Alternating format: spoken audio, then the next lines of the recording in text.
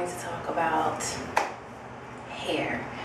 No, normally I'm talking about how to do something or styling something to your hair extensions, weaves, wigs, yada yada yada. But today I want to talk about our own natural hair, our hair that grows out of our scalps. And I was talking with some ladies on Facebook about what are some common misconceptions about hair, about our hair, about hair in general, African American hair, kinky hair, just what are some common misconceptions. So I want to touch on some of the misconceptions about hair as well in this video, but I'm going to go ahead and get started.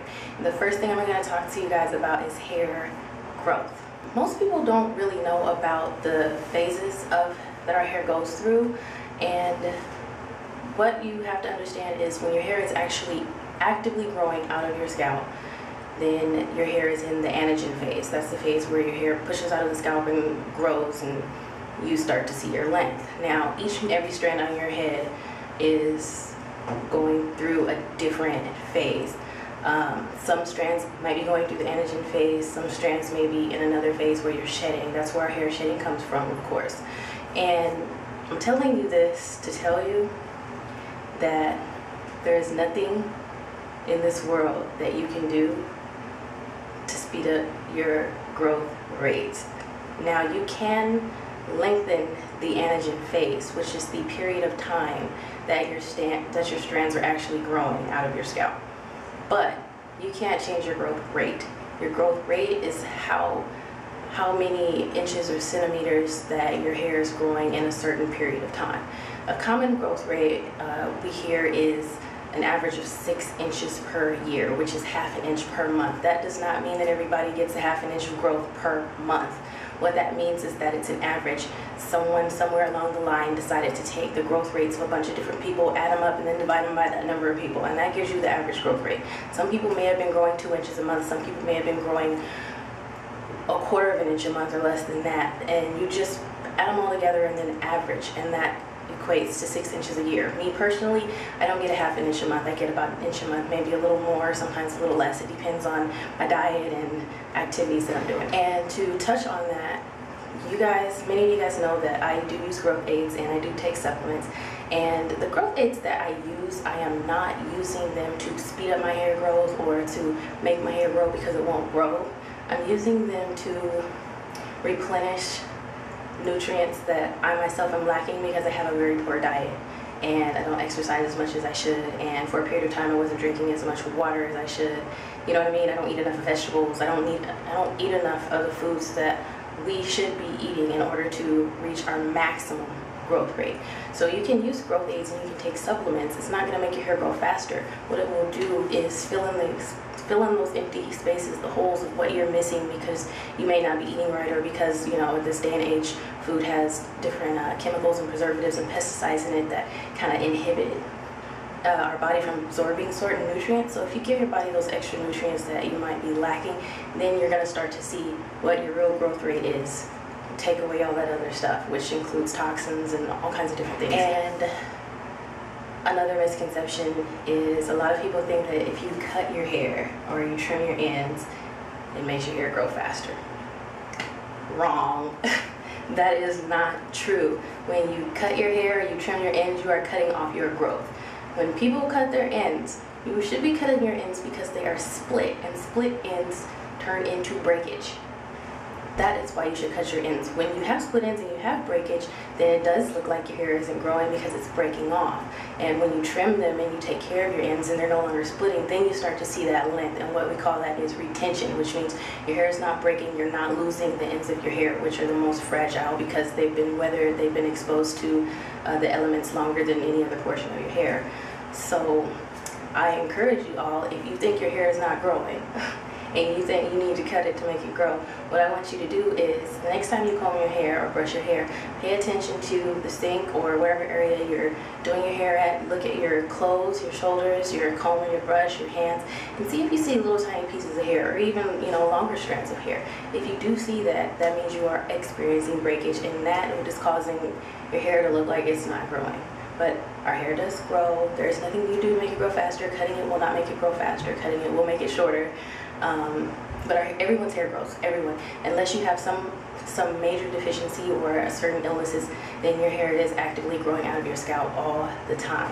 And I want to take a few minutes to talk about the supplements that I'm actually taking and the growth aids, because I just want you guys to know that I'm taking these growth aids. I want you to know what it is that they do and the reason that I'm taking them, because I want to make sure you understand I'm not using these things to try to force my hair to grow more than it's supposed to grow. So some of you already know I use a mixture of Megatek, Sublime Sulfur, emu oil, castor oil, and eucalyptus oil. And I also take supplements of garlic, MSM, which is methyl sulfonylmethane.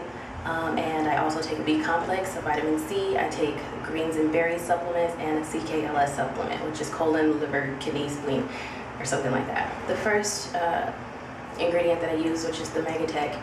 What Megatek does is it binds proteins to the hair shaft, and it also helps increase the elasticity and strength of your hair, which helps prevent breakage. Binding the proteins helps make your hair stronger. Stronger hair is less prone to breakage than weaker hair.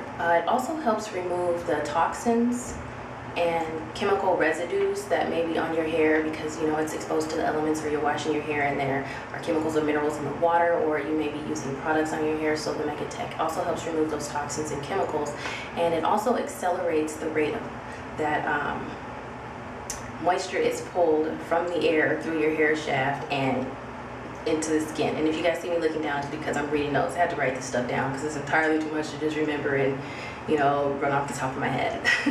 So that's basically what Megatek does. I use the Megatek #1 for the protein, and that's my main reason for using it. And sulfur is the next growth aid that I use.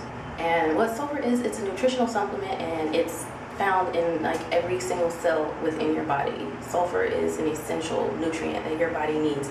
Every inch of your body needs sulfur in order to continue to grow. Sulfur improves circulation and it reduces inflammation. And the increase of circulation, of course, is going to in turn stimulate your hair follicles, and you know, they're going to do what they're supposed to do. It's going to wake them up basically, you know, in case they're sleeping. And sulfur is actually, you don't have to take a sulfur supplement or use a sulfur supplement. If you are eating properly, then you are probably getting enough sulfur. Sulfur is found in fish, meats, some vegetables. Onions and garlic are extremely high in sulfur. So if you eat a lot of garlic and a lot of onions, then you're probably good. You don't need a lot of sulfur. So, and the way you can find out is if you're deficient in sulfur, or even a little bit deficient, is your hair. If your hair is dry and brittle, then that is a sign that you could possibly have low sulfur. And also, if your skin is really dry, then you can also have some type of sulfur deficiency. The next ingredient I use in my growth aid is emu oil, and emu oil is high in oleic acid, and it's lacking in phospholipids, which is a form of phosphorus. And basically, phosphorus cannot penetrate the skin because the skin doesn't have any phosphorus. So the oleic acid and the fact that emu oil does not have any phosphorus allows this oil to penetrate into your skin and act as a carrier, delivering other helpful nutrients to underneath that barrier, which is your skin. So that's why I use emu oil in my growth aid, because emu oil helps deliver the good parts of all those other ingredients where it's supposed to go, which is under the skin and into the hair follicles. So it's feeding the hair follicles. And emu oil also acts as an anti-inflammatory, and it also helps improve circulation. It does not clog your pores of your hair follicles. This is very important because some oils will clog your pores in your hair follicles. Emu oil does not. And also, when using emu oil, I highly recommend you use emu oil that is certified by the AEA, which is the American Emu Association. The AEA that certification means that your emu oil was processed properly so that you will get the best use out of it. So, you know what I mean? It's not processed poorly, so that you're basically getting watered down junk. You know, you're getting the best of the best that there is out there. And Australian emu oil is not necessarily better than American emu oil. If you get American emu oil, make sure it's certified by the AEA and you should be fine. The next ingredient I use is castor oil. I do not use Jamaican black castor oil. There's no reason for me to use it because castor oil does the same thing. You reap the same benefits. I can say this until I'm blue in the face. I'm gonna keep saying it. Regular castor oil works just as good. is Jamaican black castor oil. And castor oil, it helps protect the hair and scalp from microbial and fungal infections, which are a leading cause of hair loss. So that is definitely a wonderful benefit for castor oil, putting it on your scalp. It also helps clean your scalp of impurities and toxins, and it helps your scalp and your hair retain moisture. That is very essential. It does not moisturize your hair or your scalp. It helps, it seals the moisture in. The moisture that you already put on there, the castor oil seals it in so that it doesn't dry out, you know, because of the next ingredient that I use in my growth aid is eucalyptus oil. And eucalyptus oil is also an anti-inflammatory. It also increases circulation. And a great benefit that I've noticed from the eucalyptus oil is it helps prevent and alleviate dandruff and itchy scalp. Dandruff is also another leading cause of hair loss. And another benefit of the eucalyptus oil is that it increases elasticity in your hair, which helps prevent split ends and helps prevent break. The supplements that I'm taking, the first one I'm taking is MSM, which is methyl sulfonyl methane, and MSM is another form of sulfur. I take that internally via a little capsule. It's a form of sulfur and it synthesizes collagen and protein.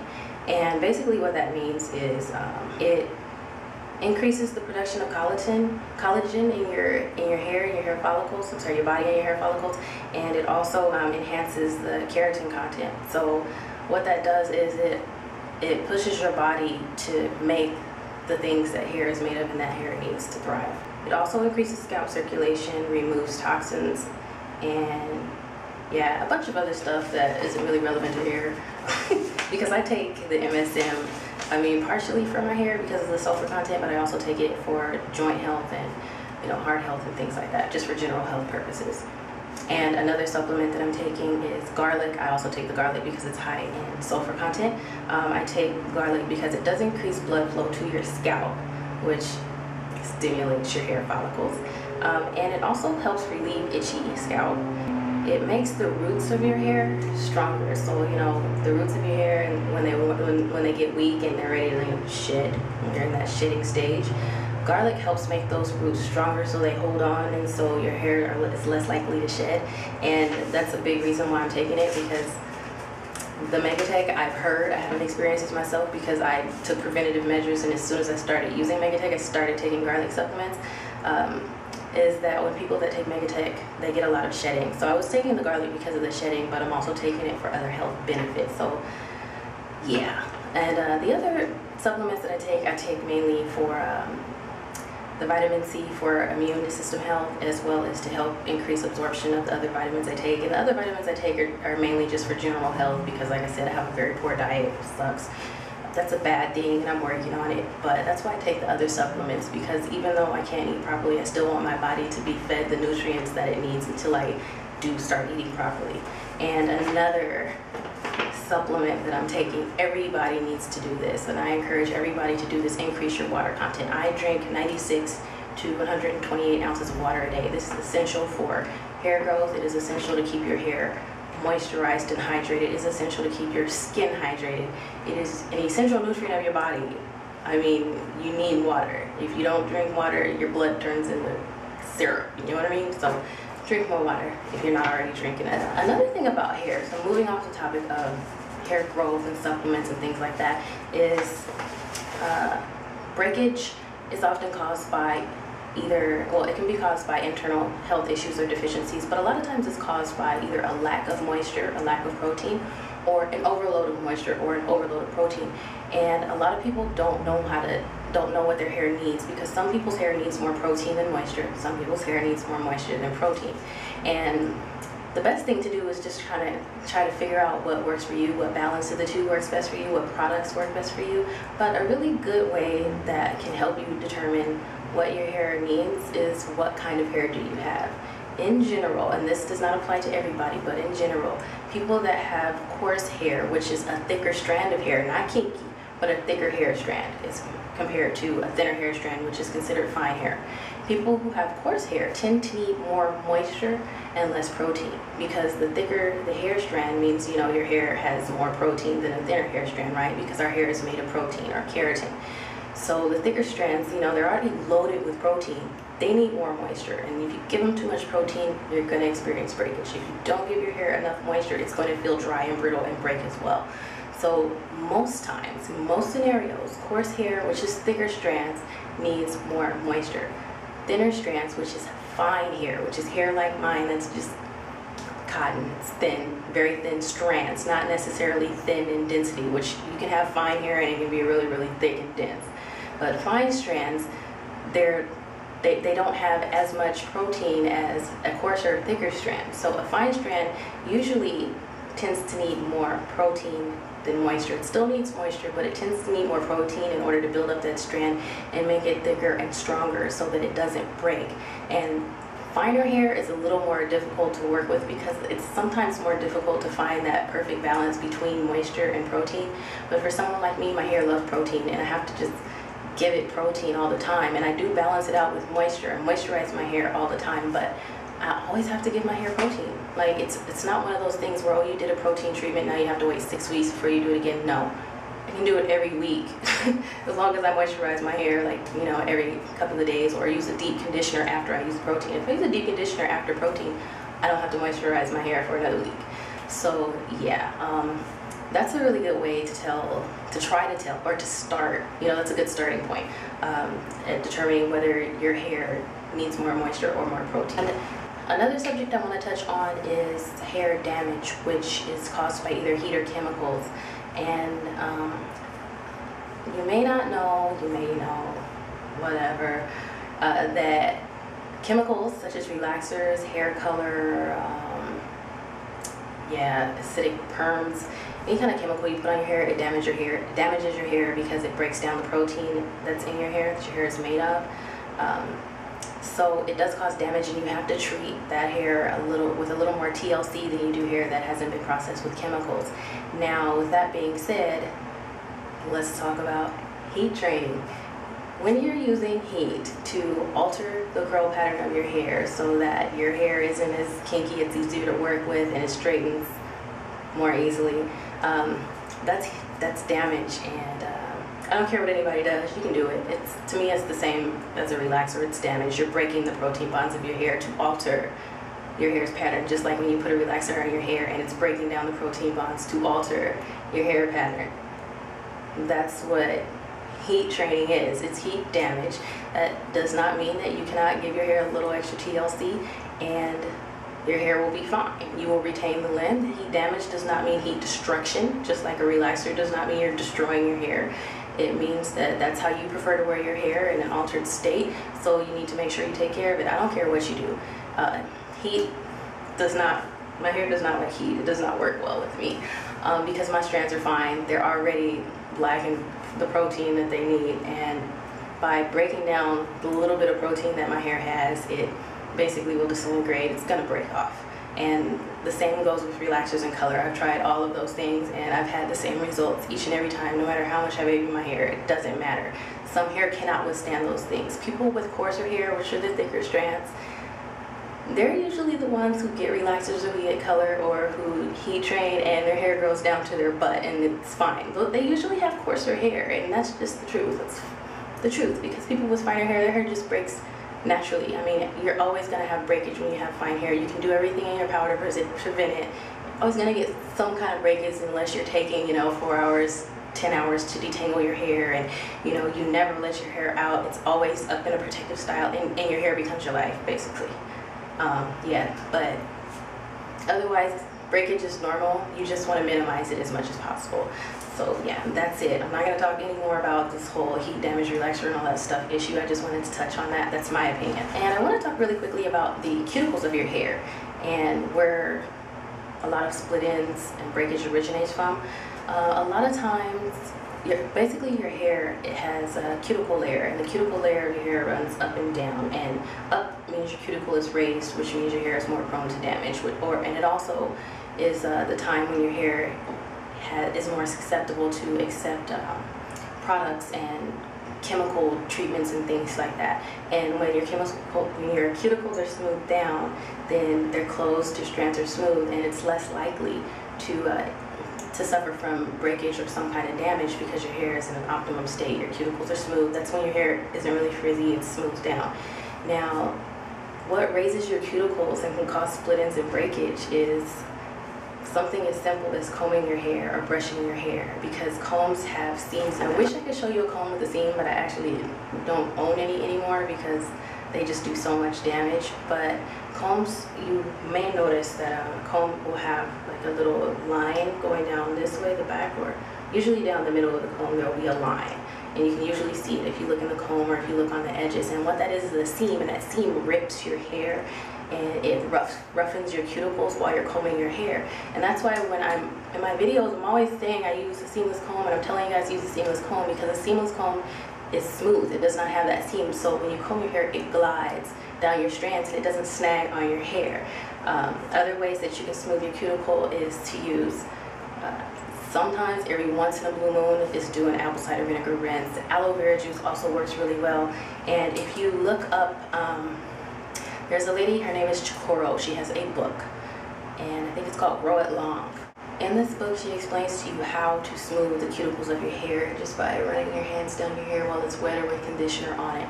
This is essential. You want to keep the cuticles of your hair smooth. That's about it. That's about all I'm going to talk about today. I touched on everything I wanted to touch on. Just wanted to talk to you guys a little bit about hair and hair health and hair growth. And if you have any questions, if you have any topics you want me to talk about, I will be happy to talk about them. I'm a person, I like to do a lot of research about things before I come and present information to you. So if you have something you want me to talk about, give it to me. I'm going to go research it, and then I'll come and I'll discuss it. And you guys can leave me comments. You can ask questions via the message box, via email, Facebook. Follow me on Twitter. You can ask me questions there. I'm usually pretty quick to respond 90% of the time. Depends on how many inquiries I get. But yeah, that was my hair talk for today, and I think I'm going to come back to you guys with a weave talk. We'll see. Thanks for watching. Bye.